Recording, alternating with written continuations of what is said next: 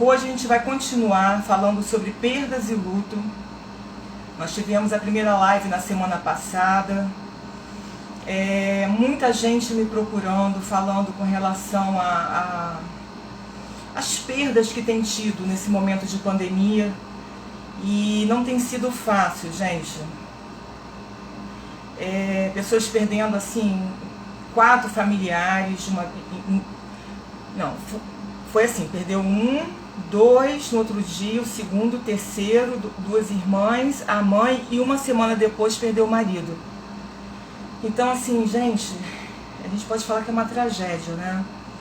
Então, eu tô falando sobre esse assunto justamente para a gente poder aprender a lidar com as pessoas que estão sofrendo por conta das perdas, porque é uma dor muito grande, né? É uma dor, é algo assim que dói, né? Quem está vivendo isso sabe o que é. E às vezes a gente acaba não ajudando uma pessoa porque a gente não sabe, né? Não sabe o que falar, acaba falando besteira, né? Fala pra... não fala... Eu me lembro que uma querida amiga minha que me ajudou muito Dona Naí, minha sogrinha, Fabi, Larial, Tânia, querida. Nossa, tá vindo minhas amigas todas lá do passado, de Campos. Sejam bem-vindas. Maria Lúcia. Então, às vezes a gente deixa de ajudar pessoas porque não sabe como lidar. Aí essa querida me procurou e a mãe tinha perdido o marido, né, o pai dela, e ela falou: Sandra, eu quero uma ajuda tua, porque minha mãe fica pegando as fotos dele, fica chorando e falando que queria ter morrido também. Ou então, eu não sei se ela falou que queria ter morrido também ou queria ter ido no lugar dele, porque essa fala é normal, principalmente próximo do momento da perda, né? E aí eu falei para ela não parar de ver fotos, parar de falar nele, para ver se melhorava. Gente, isso é muito ruim para quem está vivendo luto. Inclusive no consultório a gente trabalha com isso, pegando fotos, falando sobre ele, botando para fora a dor. Isso faz parte do luto, de um luto saudável, né? O que eu estou ensinando aqui para vocês, o que é patológico e o que é saudável. Assim que você perde alguém. E quer dizer, que foi o assunto da outra live, e hoje eu vou falar quando o luto se torna patológico. Ou seja, depois de um certo tempo que você já perdeu a pessoa, 3, 4, 5, 10 anos, e você continua com a mesma dor, né, com a mesma tristeza, o mesmo pesar, aí já se tornou patológico. Porque até a dor passa, gente. Até a dor passa, a alegria, tudo na vida passa. Então a gente precisa, depois de um tempo, deixar a dor no tempo que pertenceu. Senão não tem como a gente ir para a vida. Por isso que eu coloquei o subtítulo do luto à vida. Então vamos começar aqui. Já tem bastante gente. Minha sogrinha. A Cris aqui. Cris, minha querida. A maior dificuldade do ser humano é lidar com a perda. E o paradoxo do ser humano. Gente, eu apertei alguma coisa aqui. Deixa eu voltar. E o grande paradoxo é que a perda é inevitável. A gente já nasce perdendo, né? O bebê, ele sai ali da barriga da mãe, onde ele é suprido o tempo todo, ele é um com a mãe e vai para o mundo, né? Já começa a chorar, já bate nele lá para ele poder, né, respirar. Então a gente já nasce perdendo. E ao longo da vida a gente vai vivendo isso. Viver é o quê? São ganhos e perdas o tempo todo, né? Quanto mais a criança vai crescendo, ela vai ganhando, ela vai para a escola, tem os amigos, mas perde mais o contato com a mãe, né? Perde estar ali seguro dentro de casa. E assim vai. E também com as famílias, nos seus ciclos vitais, né? O jovem adulto sai de casa, né, ele vai para a vida, conquistar a profissão dele, né, namorar, casar, construir sua família, mas ele perde, né? Ele perde a família dele assim, entre aspas, né, gente? Se distancia, né, de um lugar que ele não precisava trabalhar, tinha as contas pagas, né, tinha a comidinha ali na mão. Tanto que tem pessoas que têm dificuldade de se casar porque fica com saudade da casa, da família de origem. Então o tempo todo a gente está ganhando e perdendo. Então você ganha um casamento, mas perde aquela vida de filho. E tem que deixar de ser filho, gente, porque filho ele recebe, adulto ele dá. Então se você se torna pai ou mãe, você vai passar a dar para essa criança que está nascendo. Né? Então tem que sair daquela cadeira lá de filho, de filhinho da mamãe. E por aí vai, a criança nasce, então você tem ganho da criança e tem perda, a tua vida já não é mais como era antes, né? Ela toma grande parte você tem que ficar cuidando daquela criança, né? Você perde muito a tua privacidade, né? Por conta de uma outra pessoa que chegou e que está demandando muito. Então assim, isso é a vida. E uma coisa que eu tenho para falar para vocês é que o grande temor da família, você sabe qual é o grande temor da família? Vou perguntar para vocês. Quero ouvir um pouquinho vocês também. Qual o grande temor da família, gente? Todo mundo morre de medo, não quer, pessoas adoecem, mãe fica ali, né? Filho não vai, fica aqui comigo. Qual o grande temor de toda a família? São as separações. A família não quer perder, ela não quer se separar. Toda a família, se pudesse, ela congelava, né? Sabe, aquela família com criança, todo mundo unido, todo mundo junto, né?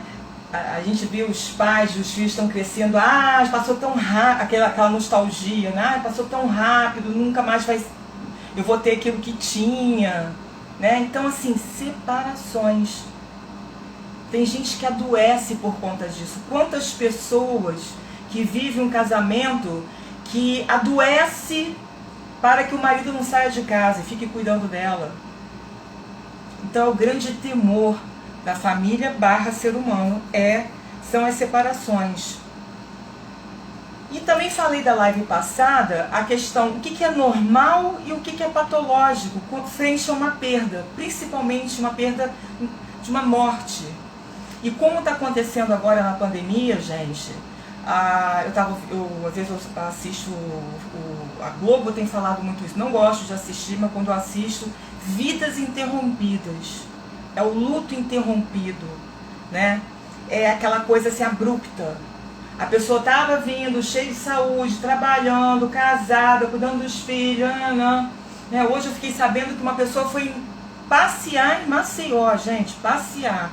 Pegou Covid, foi entubada e morreu ontem. Então assim, é uma interrupção, é um trauma, é um luto muito mais traumático, né, do que uma pessoa que tem o diagnóstico do câncer, como eu falei na live passada. Quando você recebe, dependendo do diagnóstico, o luto começa na notícia do diagnóstico. É uma metástase, não sei se vai ter jeito, né? A pessoa ali já começa a elaborar aquela perda, né? Porque tudo indica que aquela pessoa vai embora. Então, assim, o que é normal, o que não é?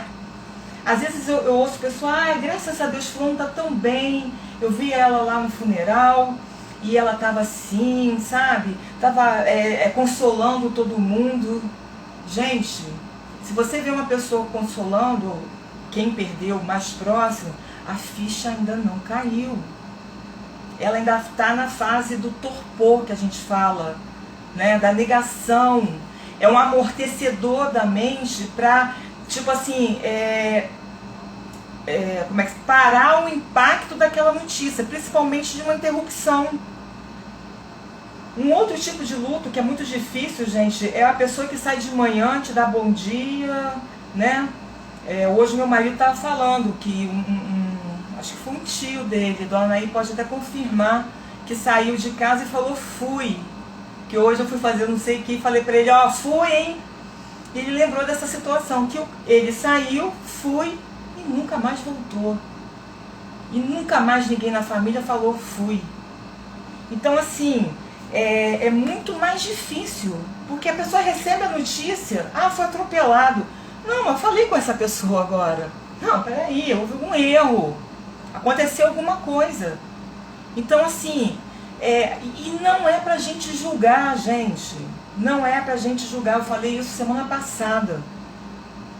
Uma pessoa enlutada é uma pessoa que, em desespero, tem momentos de desespero, de raiva, de dor, de tristeza e desespero. E quando você, por exemplo, o exemplo que eu dei na semana passada, você é assaltado, você espera alguma sanidade naquele momento, uma pessoa com uma arma na tua frente? Ah, que você tem que agir assim, assim. Não, tem pessoas que saem correndo, gritando, né? Tem pessoas que partem para cima. Então assim, você está lidando com pessoas que estão desesperadas, querendo algo de volta que nunca mais vai ter. Gente, dói, nunca mais. Dói. Né? Quando você se separa, divórcio é uma perda.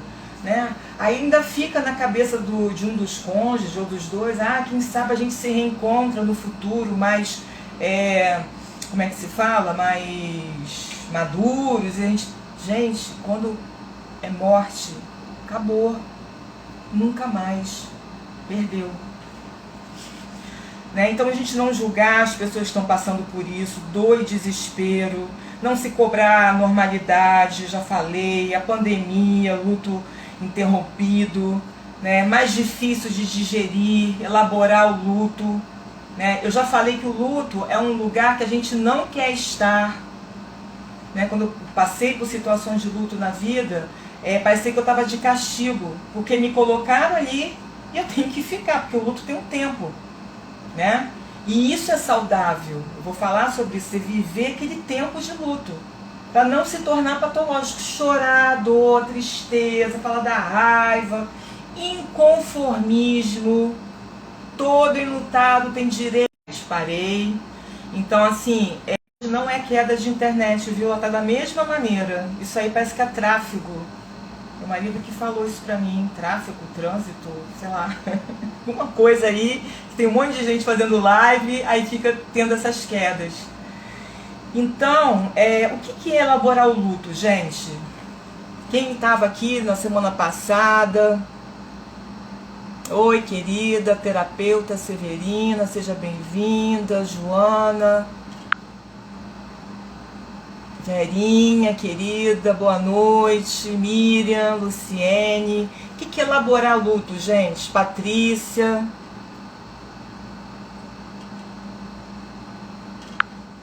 Psi, Joana, Márcia, Bruna. Sejam muito bem-vindos. O que é elaborar o luto, gente? Alguém tem uma noção? Faz parte do processo do luto a sua elaboração. Algo que é normal. Se isso não acontecer, vai causar patologias no futuro. Gente, pode chutar.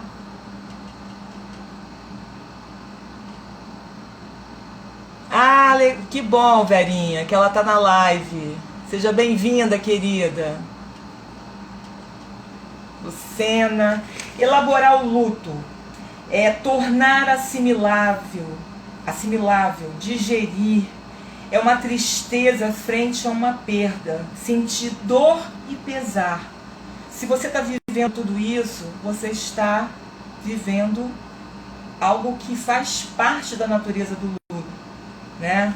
Isso pode ser emprego, pode ser um divórcio.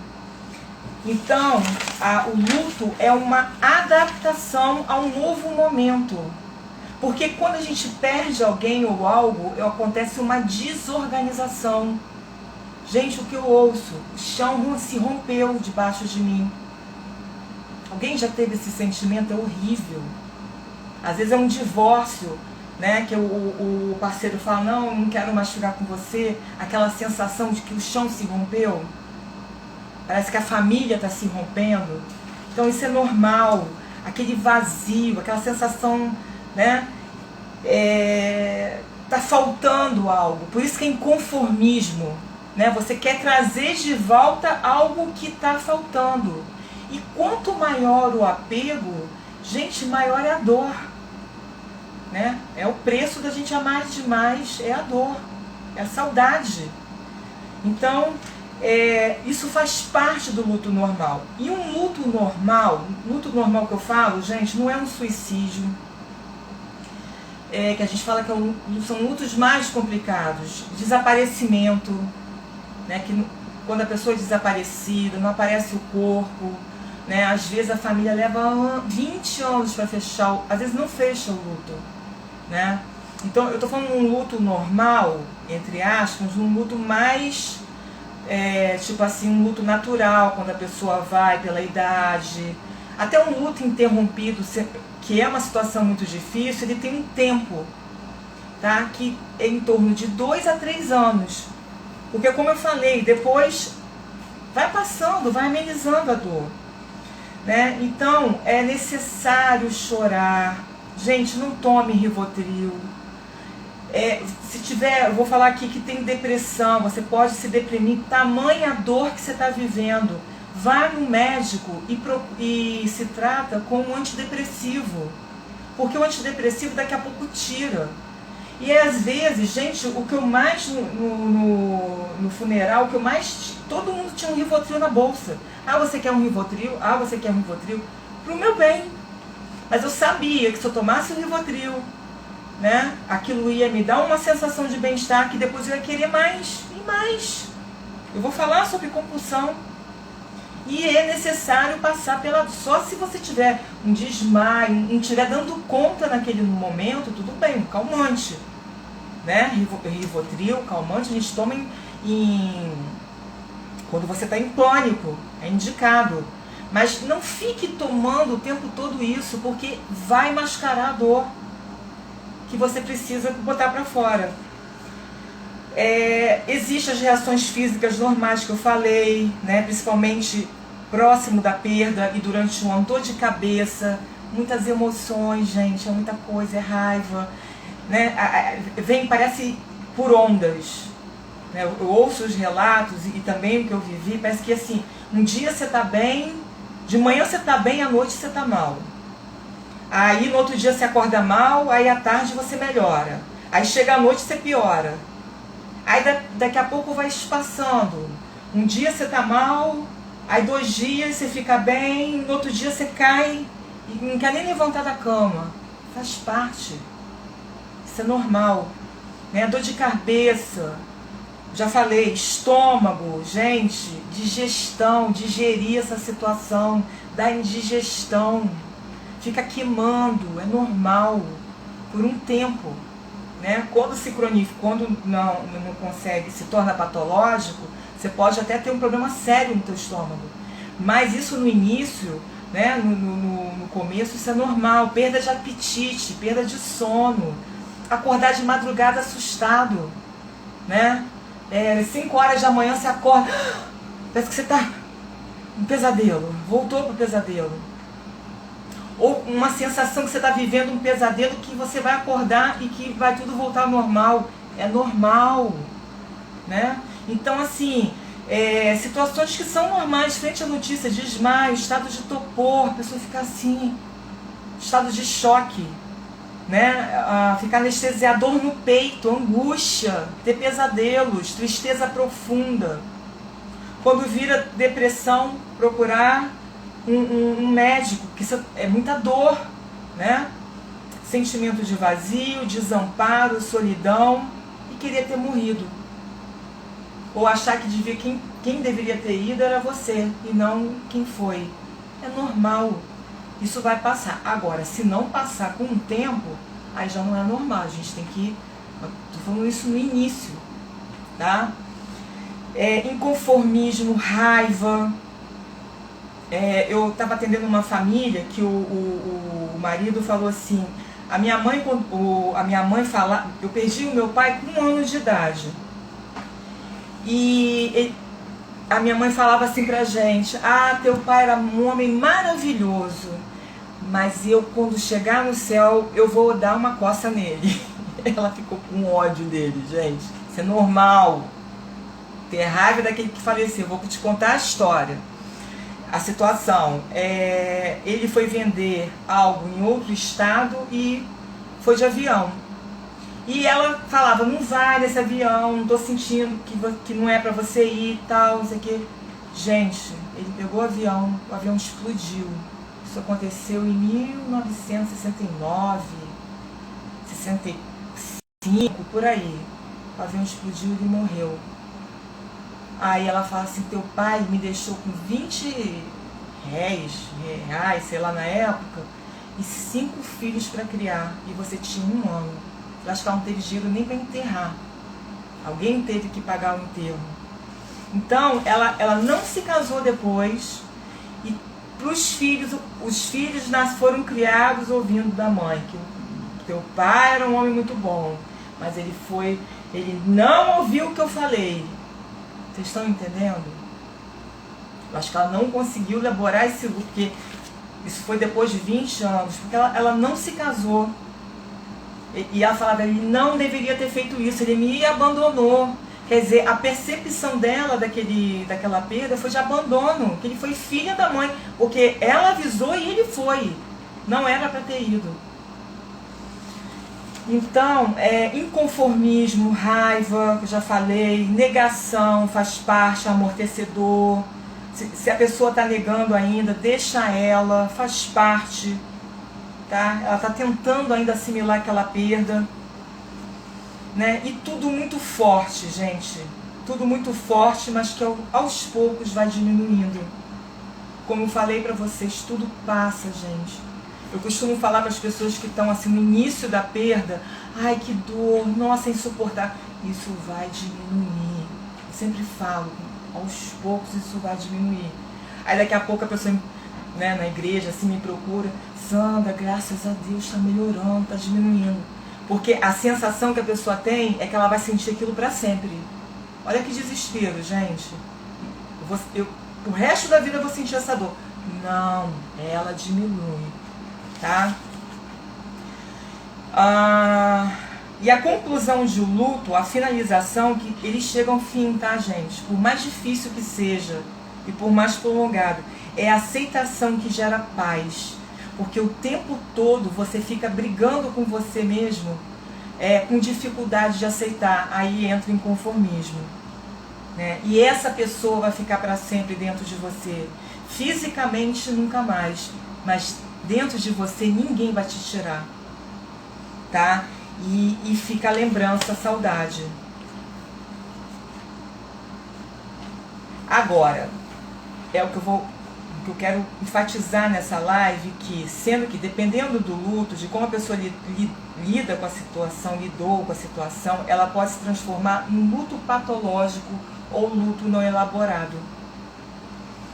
Isso acontece quando passa anos, como eu falei.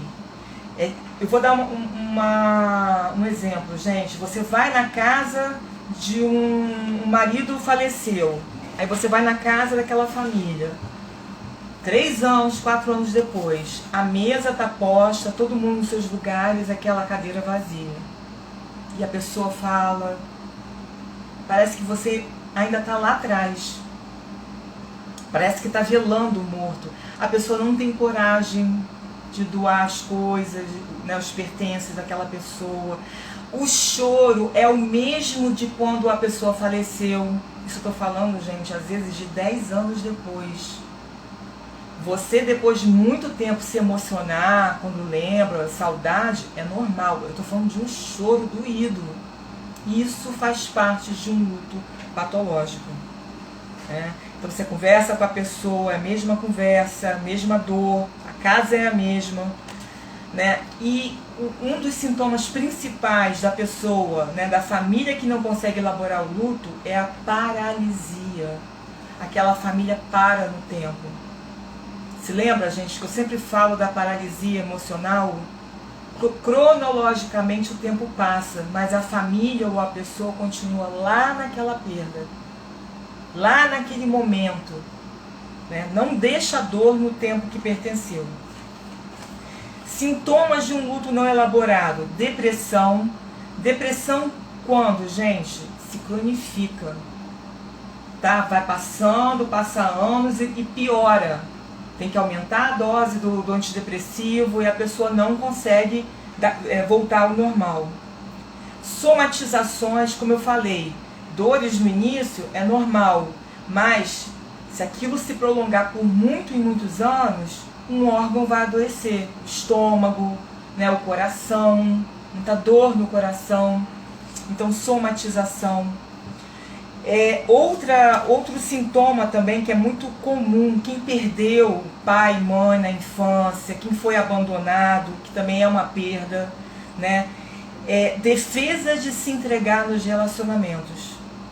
Aí tem duas vertentes, gente. Ou é aquela pessoa que namora todo mundo e não tá com ninguém, né? Porque tem medo de se entregar e ser abandonado de novo e sofrer, passar por aquela dor. Ou então é aquela pessoa que se agarra no outro e não quer largar, né? Fica controlando, quer saber onde que tá, porque tem medo de perder. Então são as duas atitudes que faz parte de um luto não elaborado. E outra coisa também muito comum, gente, para quem tem dificuldade de elaborar o luto, é o controle. Porque perder o controle é desesperador para a pessoa, né? Porque a perda levou a uma perda do controle, né? Perder o controle. Você não tem controle de nada na realidade, né? Então, sabe aquelas pessoas controladoras? Quer controlar filho, quer controlar marido, geralmente tem um histórico de perda. Compulsões. Não estou falando que toda compulsão tem a ver com luto, tá? Mas a maioria delas tem a ver com... Por quê, gente? O luto gera um vazio, gera uma falta, gera uma lacuna. Então, comer, beber, é uma forma de preencher, né? Tomar remédio, calmante, sabe? Tentando preencher aquele vazio. E às vezes, gente, é muito comum de ter alcoolismo na família por conta de um luto não elaborado na outra geração. Os sintomas daquele luto não elaborado vai passando de geração em geração. Aí na outra, você tem um adolescente que tem problema com a lei. Pode ser de um luto não elaborado, sim. E outra coisa também, para quem aqui é terapeuta, psicólogo, a maioria dos pacientes que chegam até a gente, né, com sintomas tem a ver, a gente precisa investigar, com lutos não elaborados passados. A maioria. Então é muito importante saber quando que começou, quando que os sintomas começaram, em que época. Eu sempre faço a linha do tempo no atendimento, né? O que aconteceu naquele momento, né? Para saber, para diagnosticar se foi uma perda, uma separação, algum tipo de luto, né? Para você trabalhar aquela situação, porque sintoma, a gente precisa ir na origem. Não adianta tratar o sintoma, a gente tem que tratar a origem. Então, luto não elaborado pode atravessar gerações. Outra coisa também, mito. Tem famílias que, gente, os deuses nunca morrem. E tem famílias que não conseguem elaborar o luto porque mitificou aquela pessoa que morreu. Eu estava ouvindo uma história de uma pessoa, gente, é até humor negro, né? Mas assim, morreu lá o avô, um tio. O que aconteceu? Uma cidade pequena, e toda vez que era aniversário daquela pessoa, todo mundo se juntava, fazia camisa com a foto dele, caneca com a foto dele, né? Aí distribuía para as pessoas mais próximas. Gente, isso é mito. Isso é luto não elaborado. A pessoa já morreu, ó. Aí faz uma festa, né? Relembra aquela pessoa. Mito. Não é um ser humano. A gente precisa humanizar esse mito e se despedir dele nas famílias, porque isso é uma forma de não fechar o luto, tá? E situações que podem tornar um luto patológico, gente. Uma coisa que eu acabei de falar daquela pessoa que perdeu o marido, que avisou que não era para pegar o avião, ele pegou e morreu. Mágoa ou culpa? Mágoa ou culpa? Ou eu estou devendo aquela pessoa que se foi, ou aquela pessoa que se foi está me devendo. Isso dificulta o fechamento desse luto. Porque você fica na culpa. Ai, por que eu não fiz isso? Ai, por que eu não procurei pedir perdão? Ah, porque eu não perdoei? Né? A pessoa fica nesse lamento. Né? Não é bem um lamento, mas fica pensando e não consegue se despedir dessa pessoa. Porque, gente, todo luto vai chegar um momento que você tem que se despedir dessa pessoa para ela ficar dentro de você na saudade. Porque senão a gente fica se agarrando. Estou falando isso com um tempo, tá, gente? Não estou falando agora que você acabou de perder, não. Mas assim, o luto chega nesse momento, né? Vai ficar a saudade, vai ficar as fotos, como aquele filme, aquela parte do filme que eu botei como chamando para live. Vão ter outras fotos. Né? É sair da morte e ir para a vida. Senão, quem não elabora um luto, gente, ela fica na morte. Ela não vai para a vida. Ela fica revivendo a morte em vida. Então, mágoa ou culpa, não liberar o perdão, você não consegue se despedir, auto-perdão. Eu falei de uma situação aqui, de uma paciente, assim, foi um caso muito tremendo, que de uma dor muito grande e que depois ela retomou a vida e a vida dela, assim, tomou outro rumo de vida. Ela tinha sido abusada pelo padrasto e a mãe via e não fazia nada. Ela tinha 12 anos na época. E ela ficou muito mal com essa mãe, porque assim, quem é abusado fica mais ressentido com quem não protegeu do que com o próprio abusador. Até porque o abusador era o padrasto. Se fosse o pai, talvez fosse pior. Mas uma pessoa estranha. E logo depois, aí ela saiu de casa, foi morar na casa da avó por conta da situação, a mãe morreu. Ela não chorou a perda da mãe. Ela falou: Sandra, eu fui no enterro da minha mãe, olhei para ela no caixão, eu não derramei uma lágrima. E por que ela não derramou? Porque ela tinha raiva daquela mãe. Né? Depois a gente foi ver na terapia qual o motivo.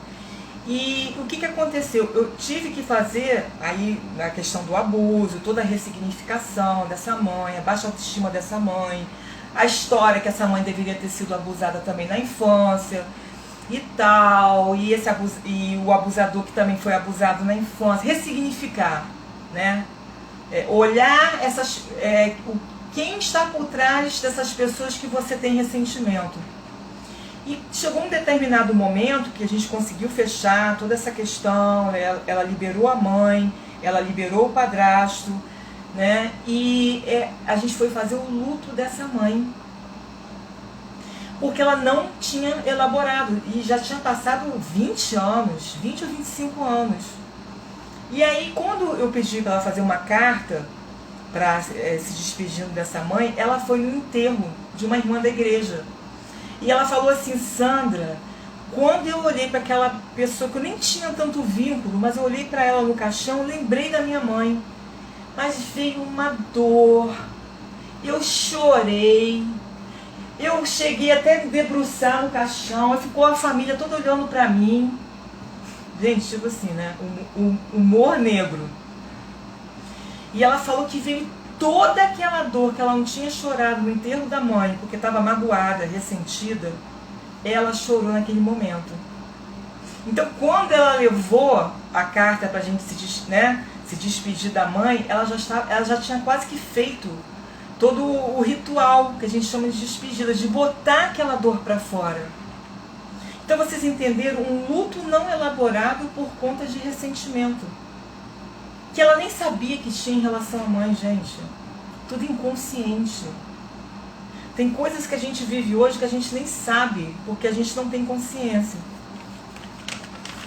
Né? Situações muito traumáticas e vergonhosas, como suicídio, né? Isso pode fazer, a propensão a tornar um luto patológico é muito maior, porque gera muita culpa, né? O suicídio, além de ser um segredo, muita vergonha, né? Tipo assim, para a sociedade, nossa, um familiar meu que se matou. E tipo assim, o que eu fiz? O que eu deixei de fazer para essa pessoa chegar ao ponto que chegou?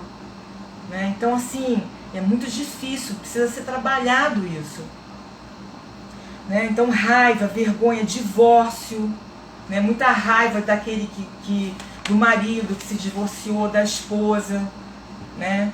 E eu vejo, gente, a gente fala muito de perda física, né? De entes queridos, e divórcio, tem pessoas que se divorciam e nunca recasam, por conta de não ter fechado, elaborado o luto. Nunca se casam. Né? Às vezes leva 10, 15 anos para poder se casar, porque ainda está lá no luto não elaborado. Outra coisa também é não chorar a dor, negar, tomar calmante, negar, não, eu tô bem, né? Negação da dor, isso pode fazer mal, por isso que eu falo, chora, fala, pega foto, sente o cheiro. Gente, eu fiquei com roupa da minha mãe aqui no armário 1 ano. Tô me abrindo aqui pra vocês, pra sentir o cheirinho dela, que me fazia bem, sabe? Aquele cheirinho gostoso. Chegou uma hora que eu doei. Também passou o cheiro, né? Mas assim, não fazia mais sentido eu ficar. Mas aquele cheirinho fazia lembrar dela, de estar perto dela, né? Então isso faz parte. E outra coisa também, tomar uma aguinha aqui, gente. Deixa eu ver os comentários também de vocês, que eu tô aqui falando. Obrigada, Miriam. Todo mundo quietinho. Ah, a dona Naí falou que foi irmão mesmo, que falou fui, nunca mais voltou. E todo mundo parou de falar fui. Dona Naí, eu tenho mania de falar fui. Fui, hein? Outra coisa também, uma perda atual. Às vezes a pessoa perde algo que aos nossos olhos, gente, a dor é da pessoa, tá? Às vezes pra gente, não foi nada não. Mas a dor é da pessoa. Não tô falando de perda de ente querido, não. Alguma perda. Mas que aquela perda remete perdas anteriores não elaboradas. E aquilo toma uma proporção. Então isso é muito comum de acontecer, né? Por exemplo, eu vi um caso de uma psicóloga que na pandemia ela teve que abrir mão do consultório dela para atender somente online. Diz que foi uma dor, que ela chorou, que o marido dela consolou e que foi difícil. E ela, na terapia, percebeu que foi a mesma dor quando ela perdeu o pai com 6 anos de idade. Assim, muito parecido o tipo de dor. Então isso é normal de acontecer. Tá? A dor recente, né, acionar algo lá de trás. E outra coisa também para falar para vocês, né, que é uma outra vivência com relação à dor. Porque bons ou maus comportamentos, atitudes boas ou ruins, bons gestos ou maus gestos, gestos ruins, e a melhor ou pior pessoa que podemos ser tem a ver com como eu resolvi as minhas perdas passadas. A forma como eu lidei com as perdas, né, pode nos tornar pessoas amargas, pessoas duras, pessoas secas, né? A gente vê muito pessoas assim que não conseguem nem abraçar o outro, parece que, né? Ou podemos nos tornar pessoas melhores, humanas, empáticas, que vivem a vida. Mas também é muito importante frisar aqui, porque a forma como você vai lidar com a dor, isso vai te definir, inclusive na tua personalidade, né? Na tua sexualidade, na tua energia de vida. Que às vezes a gente vê pessoas amargas, pessoas Gente, quando você perde alguém, você fica muito amargo, tá? Muito amargo. Chega até, às vezes a gente sente até o gosto na saliva, de fel. Eu tô falando isso com depois, bastante tempo, e você continuar assim. Então a forma como a gente vai lidar com a dor interfere na nossa maneira de ver a vida, de viver a vida. Né?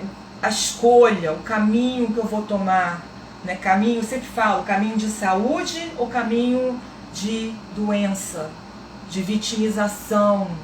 Outra coisa é se sentir vítima. Gente, quando a gente perde alguém, a gente pode sentar na cadeira de vítima, se sentir vítima, porque principalmente pandemia, né? Fomos vítimas de uma catástrofe, a gente está vivendo uma catástrofe. Mas é sentar e se levantar, porque se continuar sentada na cadeira de vítima, a vítima paralisa, ela não vai adiante. E na maioria das vezes, gente, agora é para fechar, o luto necessita de um trabalho terapêutico. Às vezes a pessoa não dá conta de sair sozinha daquela situação, que envolve rituais terapêuticos, curativos, de perdão, zerar o livro caixa, né? Eu não devo mais nada a essa pessoa não me deve mais nada. Fazer esse trabalho através de cartas, através de dramatizações com bonequinhos. Então, na maioria das vezes, a gente precisa de fazer uma busca, não digo nem de um psicólogo, mas de um terapeuta, de um pastor, alguém que entenda e que possa te ajudar nesse processo. Um conselheiro, né, liberar o perdão, ressignificar situações para que a gente possa deixar o passado no passado e sair da dor e ir para a vida, gente. Finalizar um processo de luto é isso. É sair da morte e ir para a vida. A vida continua. Você que perdeu alguém, que está doendo, você ainda continua, você tem família, você tem filho, você tem esposa. Chora, vai ter tempo para você se lamentar, para você sofrer, mas daqui a um tempo você vai começar a voltar, porque a vida continua, gente. Então é passar pela dor e sair dela. Passar pela dor e sair, não é ficar na dor. Ficar o quê? Na saudade. Gente, pai, mãe, pessoas queridas sempre vão estar dentro da gente, sempre. Mas é uma saudade sem dor. Não é aquela saudade dolorida, não. É sem dor. Ok, gente? Fecho aqui a live. Espero que tenha ajudado muita gente que está assistindo, que eu sei que estão vivenciando perdas, passando pelo luto.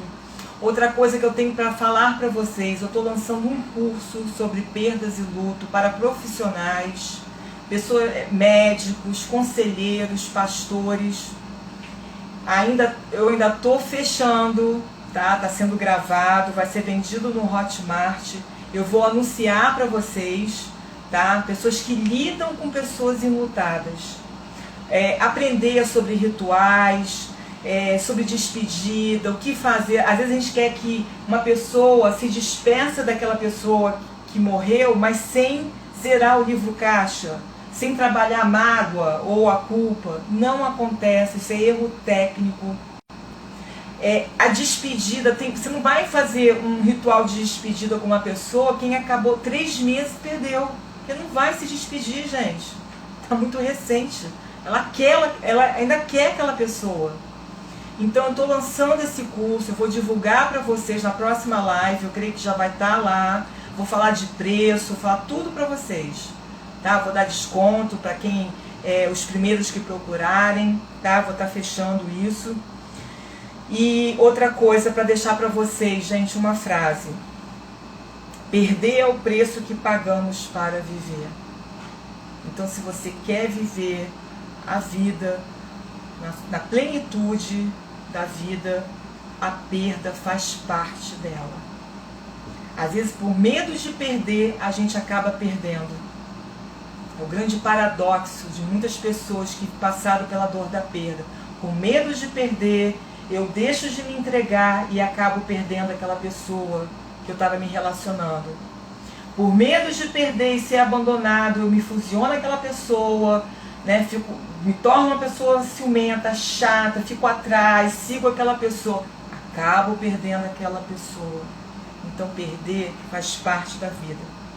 Perder é o preço que pagamos para viver. É a fonte de grande parte do nosso crescimento e ganhos. Gente, eu sei que a dor deve estar muito, muito grande, mas isso vai passar. Quem está falando é uma pessoa que perdeu 2 pessoas muito queridas, meu marido, minha mãe, em menos de 6 meses. Depois, 1 ano depois, perdi a empresa que ele deixou. Foi uma sucessão de perdas. Tá? E eu tô aqui para falar com vocês, para vocês, que passa. Tá? E é uma grande fonte de crescimento. Você vai crescer muito. É na dor que a gente cresce. Eu não tô fazendo apologia da dor não, tá, gente? Para você sentir dor, para crescer, não. Mas no meio da dor, você pode crescer e muito. Ok? Crescer, ter empatia. No meio da pandemia, o que mais a gente está vendo são pessoas sem empatia pela dor do outro, não usa máscara, festas clandestinas, ninguém tem empatia, gente, só quer saber de si. Então se tornar uma pessoa mais humana e não dura, né? Quando a gente não consegue elaborar o luto, a gente se torna duro, né? Individualista e egoísta. Então que você escolha o caminho da saúde, tá? Isso vai passar, gente. Eu sei que dá raiva. Eu me lembro quando eu estava assim, num momento de extrema dor. Isso vai passar. Eu falava, tá, não é você, né? Eu pensava, né? Não é você. Mas passa, gente. Vai passar. E você vai crescer muito com ela, ok? Beijos. Gente, foi um prazer estar aqui com vocês. Maria falou que a perda dói muito. A minha sogra falou, ele telefonou para mim, sempre quando ele ligou no dia, dona Anaí, que ele falou que foi, e desligava o telefone. Ana, querida, Verinha, Bruna, filha de Meire, que está com Deus, feliz. Boa noite, tava travando. Perdi pai, mãe e irmão. E tinha 14 anos na época. Nossa, que dor, Vera. Que dor. Outra coisa, gente. Perder pai e mãe quando criança é totalmente diferente quando a gente é adolescente, que é totalmente diferente na fase adulta. Tá? Que criança é sensação de abandono mesmo. Quem vai cuidar de mim agora? Então, assim, a gente também tem que ver o ciclo vital que a pessoa está vivendo em meio à perda. É uma coisa assim, uma catástrofe, né? Para essa criança que perdeu. E outra coisa, o maior medo de toda criança é perder os pais. Eu me lembro que eu chorava quando era criança só de pensar que eu podia perder meu pai e minha mãe. E vocês também podem ter vivido isso. É horrível, a pior parte. Também perdi meu marido, mas salvo com Deus. Amém, Verinha. Verinha tem uma história de perdas assim, tremenda, né, Vera? Identifico muito com você. Mônica. Ok. Fica um grande vazio. É isso aí, gente. Um beijo no coração de todos vocês e até semana que vem, tá? Beijo, tchau. Fiquem com Deus.